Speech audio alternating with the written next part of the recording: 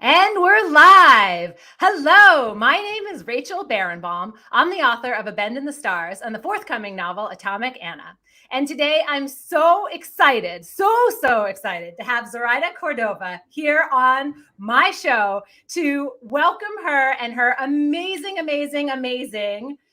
adult, finally, right? Magical realism debut. She's written dozens and dozens of novels. I'm going to tell you about her, but this one is amazing. The Inheritance of Orquidea Divina. It is so good. I cannot tell you how much I love this book. Look at this gorgeous cover. All right, so let's hear about my guest. Zoraida Cordova is the acclaimed author of more than a dozen novels and short stories, including the Brooklyn Brujas series and Star Wars, Galaxy's Edge, A Crash of Fate. In addition to writing novels, she serves on the board of We Need Diverse Books, is the co-editor of the best-selling anthology Vampires Never Get Old, and co-hosts the writing podcast Deadline City. She writes romance novels as Zoe Castile. Zoraida was born in Guayaquil, Ecuador, and calls New York City home. When she's not working, she's roaming the world in search of magical stories. I love that. And I want to apologize if I butcher any Spanish pronunciations because I don't speak Spanish, although I'm a lover of other languages and Spanish. But in any case, please tell me, what is your amazing book about? Your elevator pitch. What's it about? My elevator pitch is that The Inheritance of Orquidea Divina is about a woman who invites her family to witness her death and claim their inheritance. And 7 years later, after she has passed, her descendants, 3 of her descendants, have to figure out why their family is being killed off one by one. And they return to Ecuador, to Guayaquil, Ecuador, to understand why their grandmother was the way she was. Why did she give them this power? What does it mean? And who is next? And so it's sort of my homage to the stories that I wanted to read when I was younger. I love it. Right. Who's next is sort of the big question, right? Mm-hmm. So you start the book by explaining Orquidea is born and she sort of gets stuck on her way coming out of her mother, right? And so she has 1 foot in, 1 foot out of the womb. And that's sort of how she lives her life, 1 foot in, 1 foot out of magic. And I would love to hear you talk about that because that sort of is the premise for so many characters for her family for this book. Yeah, I think that I feel like for immigrant children or for people of diaspora, the idea of having 1 foot in and 1 foot out, 1 foot there and 1 foot somewhere else is really prevalent. In Spanish, it's called ni de aquí ni de allá, which means neither from here and neither from there. And sort of it's this place of not belonging or straddling the idea of belonging to a thing, when the answer should really be you could just belong to both of them. But for some reason, whether it's a social reason or an economic reason, you can't always belong to it. So that idea, I feel like I never wanted to write a book about immigration. I am an immigrant, but I also think that that the narrative for people from Latin America is always the same one, right? It's a sad immigrant story at a border, and I didn't want to do that. I wanted to write a magical story. And so for me, the idea of bridging 2 places at once came through the magic, and so that became that allegory or metaphor.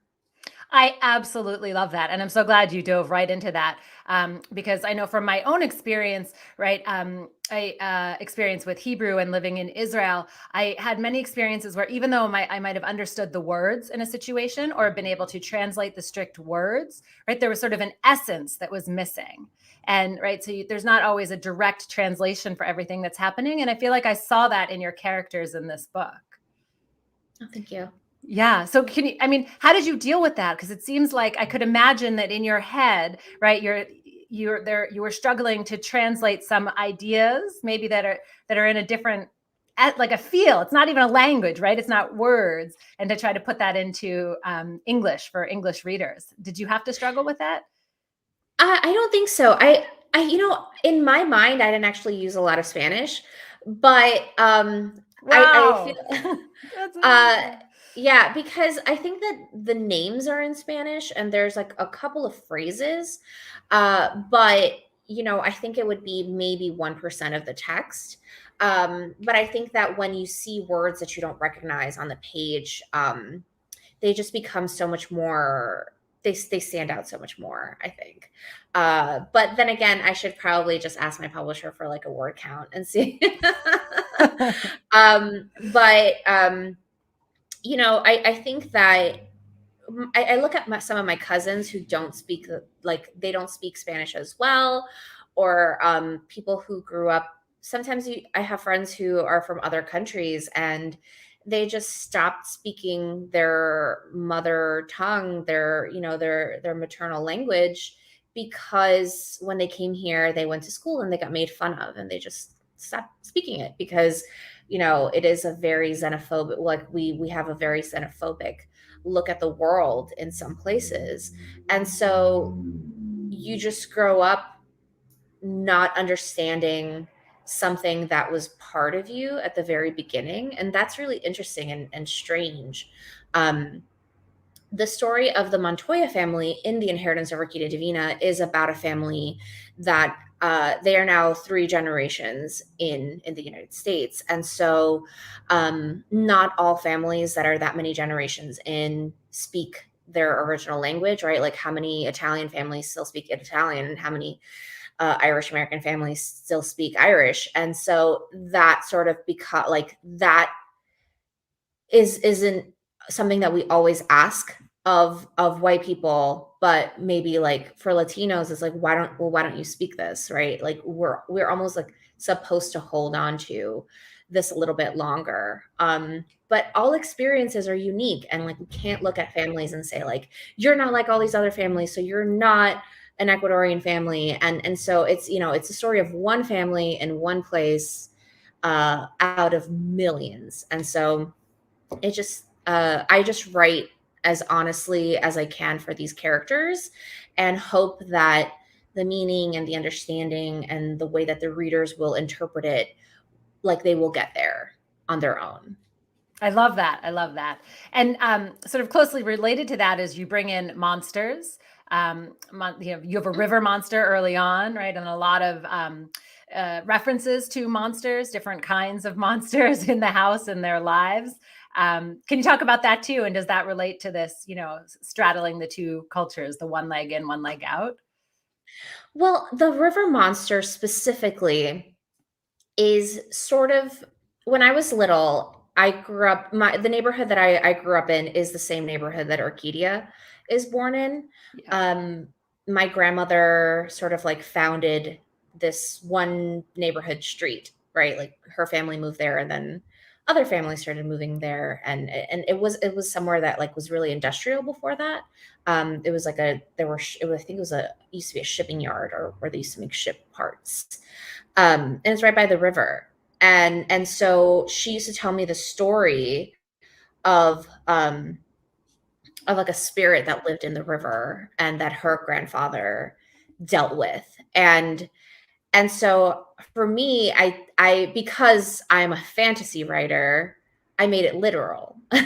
And I created this river monster that has been there before the Spanish, before the Incas even arrived, right? Because the Inca came and colonized other like smaller indigenous tribes. And so back when it was the Huancavilcas, which was another group in that basin of Guayaquil.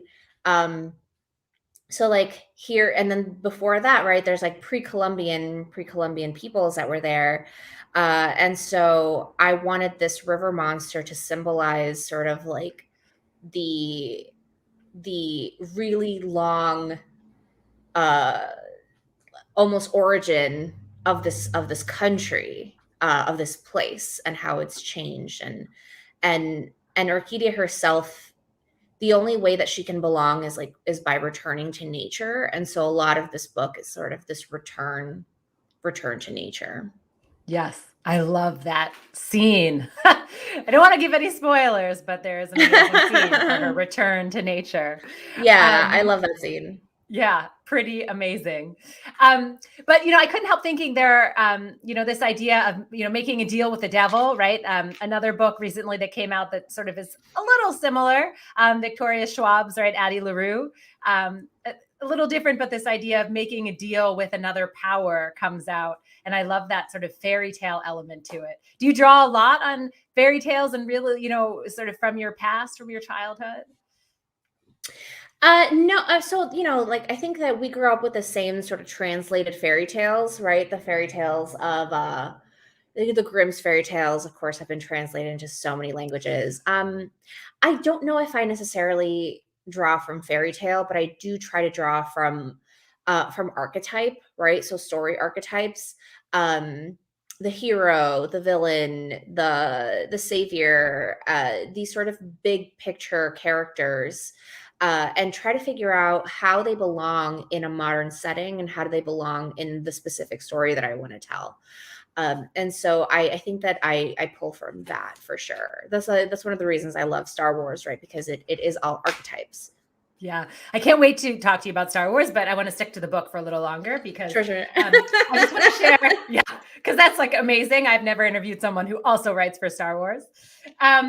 Okay, so I just want to read a couple of very short passages in the first few pages to just so that listeners get a sense of how gorgeous your language is, right? And what really drew me in, particularly right from page 2, I think, is when you talk about Four Rivers was special for reasons the living population had all but forgotten. It was in the most general sense magic adjacent. There are locations all over the world where power is so concentrated that it becomes the meeting ground for good and evil. Call them nexuses, call them ley lines, call them Eden. Over the centuries, as Four Rivers lost its water sources, its magic faded too, leaving only a weak pulse beneath its dry mountains and plains. That pulse was enough. I just thought, what a beautiful way to introduce Four Rivers. How did you come to Four Rivers in your head, in your own mind? Well, in I wanted a place that was a sanctuary, right? And I think when I was creating Orquídea's running away from somebody, which we find out at the very, very, very end of the book. Right.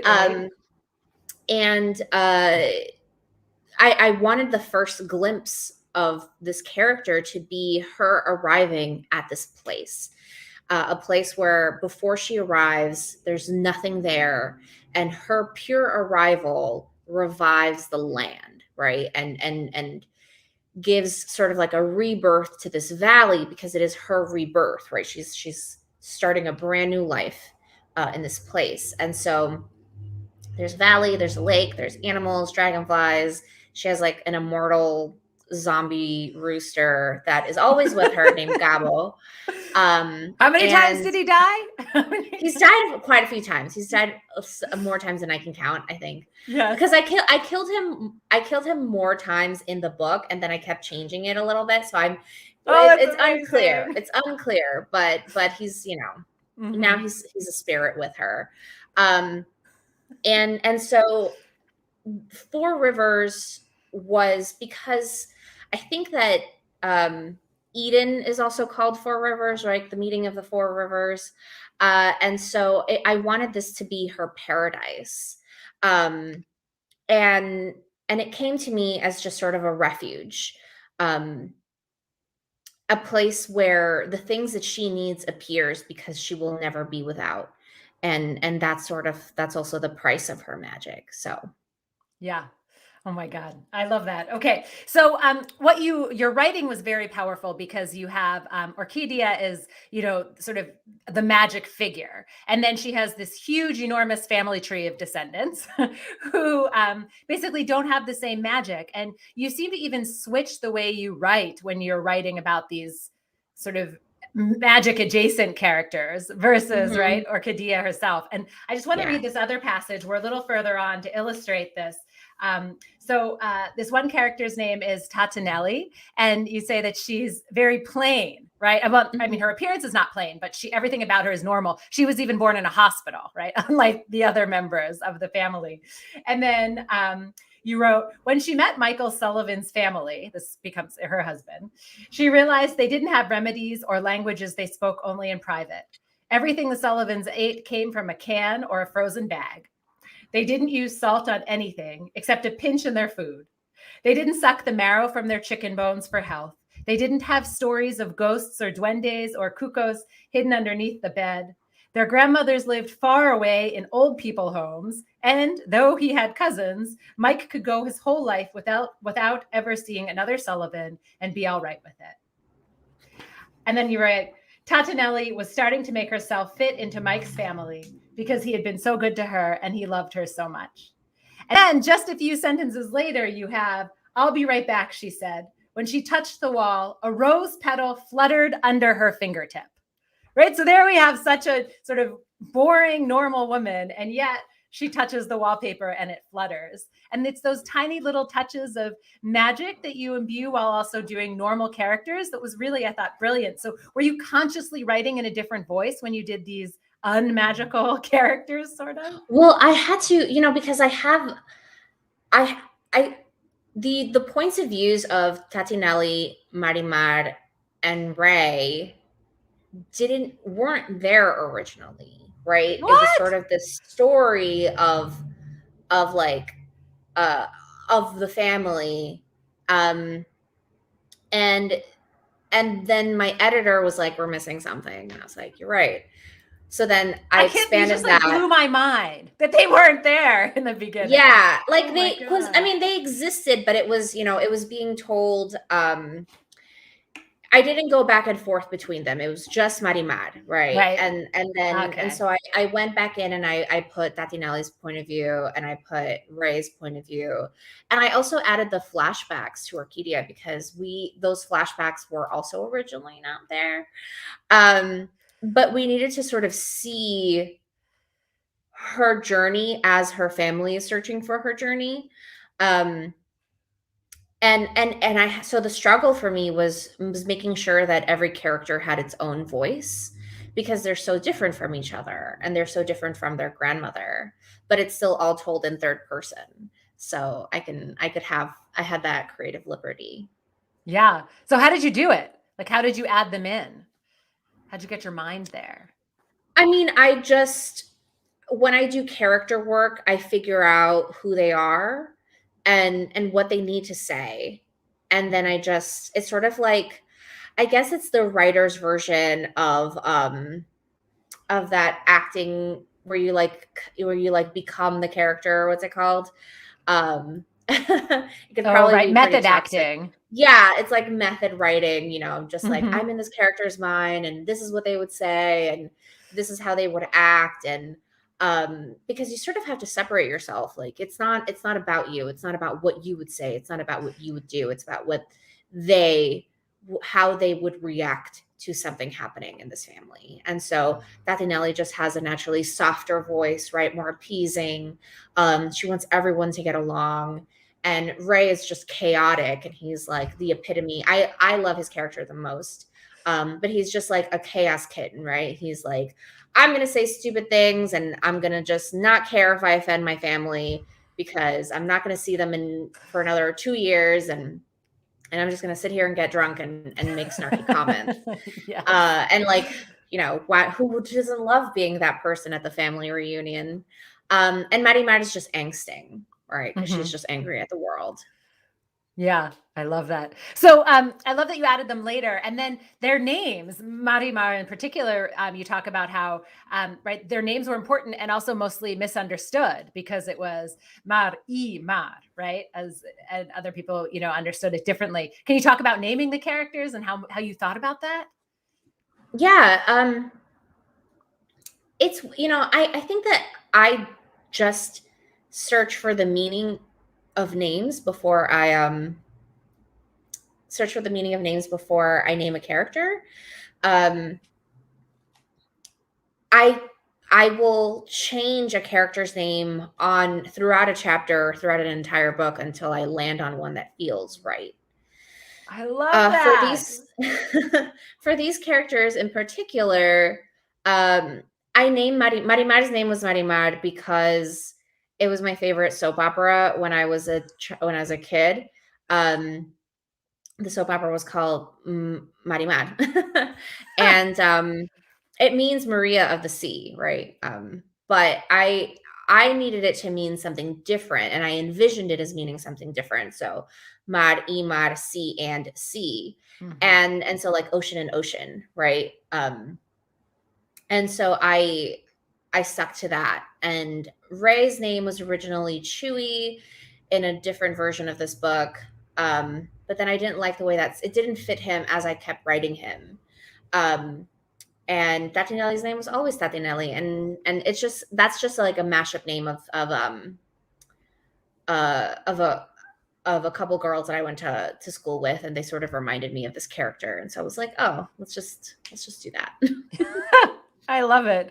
I mean, what a big swath of character names you had to come up with too. Oh my God, there are a lot of them. I mean, I pulled a lot from family names, right? So I have my cousin's name is Gaston and Bolivar, and so a lot of the characters' names are even like some of the last names are after my grandmother. So yeah. I love it. I love it. Okay. So I want to just ask you about Star Wars, because I know people listening are like dying to know, Margaret in particular. It's like, wait a minute, you write for Star Wars too. Please tell us, what do you do with Star Wars? So at Star Wars, the very first thing that I wrote for Star Wars, I'm actually wearing my Princess Leia t-shirt. Amazing. Wow. So the first thing I wrote for Star Wars was a short story in the anthology From a Certain Point of View, A New Hope. And when literally, I feel like the way that I got asked to write for Star Wars is because I was thirst tweeting Poe Dameron on Twitter, obviously. So sometimes good things come from Twitter. And I posted something like, I wish I could write Poe Dameron kissing his way through the galaxy. I definitely didn't say kissing, but okay, I'll take it. And then the next day I get an email through my agent from an editor at Lucasfilm Publishing saying like, hey, here's Zoraida as a Star Wars fan. Would you want to write for this anthology? And I was like, yeah. How much of my DNA do you need? Do you need a blood sample? What do you need? Right.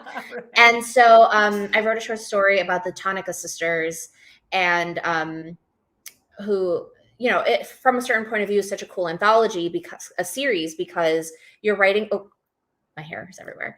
You're writing from a character that is not, one of the big three or big four, I guess, if you count Darth. Okay. And so you're writing from all of these other characters' points of views. And so you see how, like, what's happening in the background, like what's going on.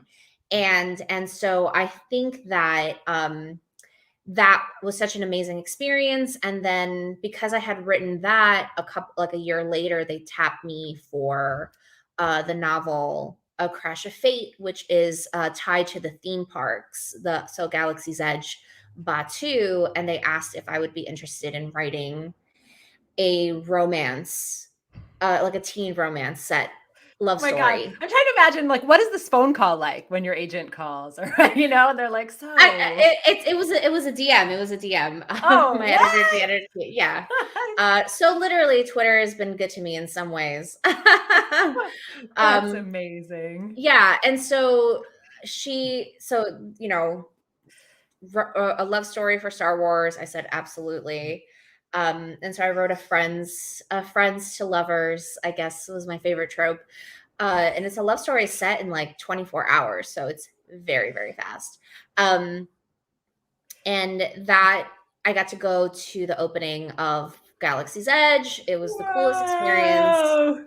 And I got to share it with some of the other writers who write for Galaxy's Edge, like Delilah Dawson, and Ethan Sachs and Will Sliney. And so the four of us were just like little kids in like a giant candy store of like, are you serious? Is this real life? Is this really about us? That's amazing. So it was the coolest thing I've done in my life. And I've also contributed to 2 other anthologies since then. So more coming?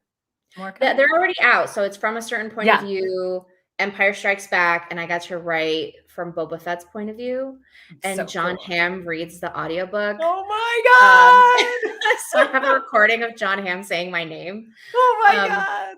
I wish I could figure out how to make it my voicemail, like, you have reached Zoraida Cordova. in his voice. That would be amazing. Yeah, Oh for my sure. God. And I wrote a middle grade anthology with some other authors, 10 other authors, Yeah. called Stories of Light and Dark. And so that one's for like a younger audience. So it's, Amazing.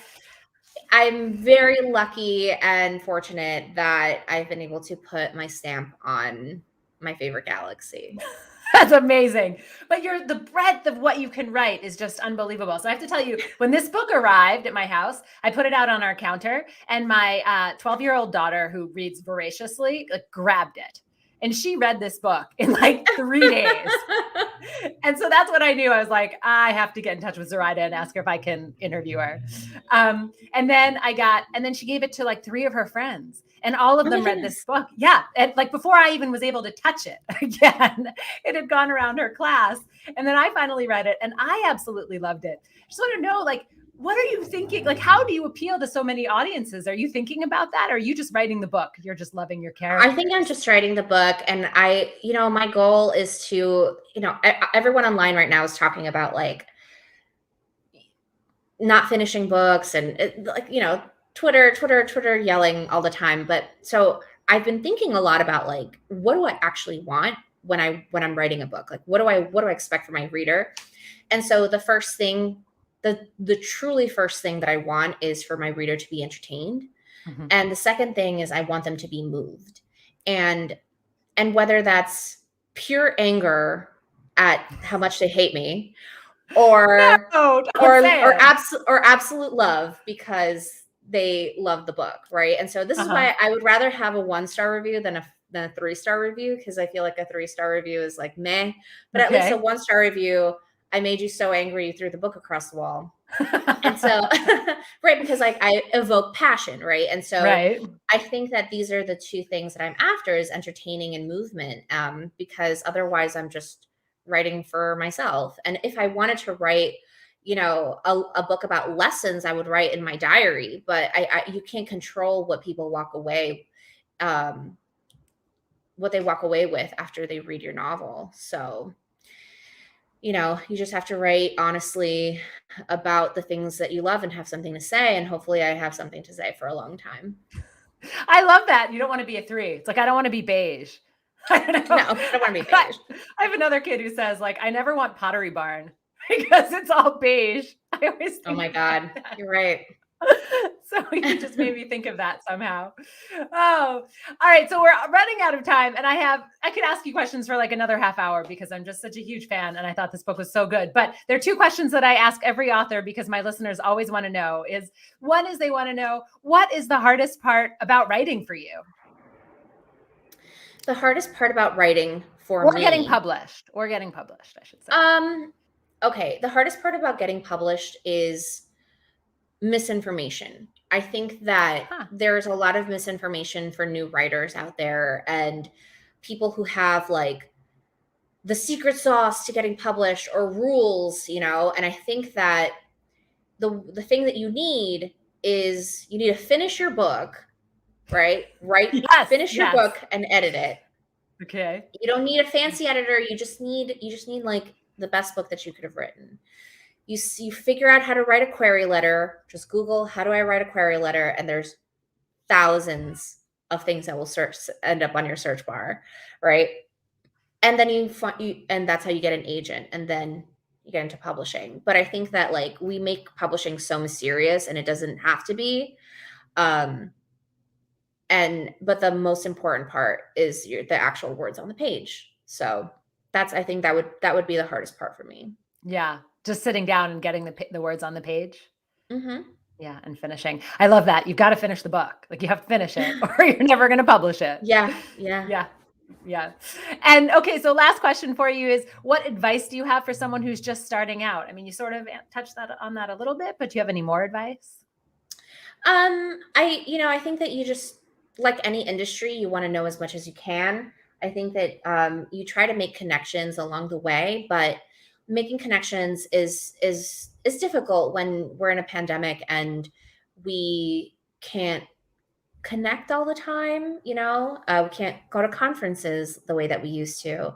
But you just, if you jive with somebody online, like, you have an honest friendship. And I think that, this is a very, very small industry. So, I recently went out to drinks with a bunch of writers, and one of the writers, like, we ended up having the same agent 6 years ago, and we had never met before that. And so it was like, it's just such a small world. So you just want to be careful. You just want to have honest relationships and make sure you treat people like people. And I think that that's just the way to handle it. I have a podcast called Deadline City with one of my best friends, Danielle Clayton, and we go through industry stuff all the time. So we have 5 seasons worth of industry stuff. Wow. Amazing. So tune into that. And what are you working on next? What are you publishing next? I feel like you're going to tell me 12 books, like 3 movies. Well, I do have my next book for the same publisher as Orquídea for Atria. So I can't tell you what it's about yet, but it's definitely YA? weird. No, it's adult. Atria is an adult publisher. Yeah. Just making sure. Oh yeah. And it's definitely weird. It definitely has magic. And I think that's all I can say about it. Okay. I wouldn't call it weird. I would call it unbelievable. So good. Look at this gorgeous cover. Zoraida, thank you so much for your time. Thank you for writing this beautiful, beautiful book. May you sell many, many copies. Thank you so much. Thank you guys for watching.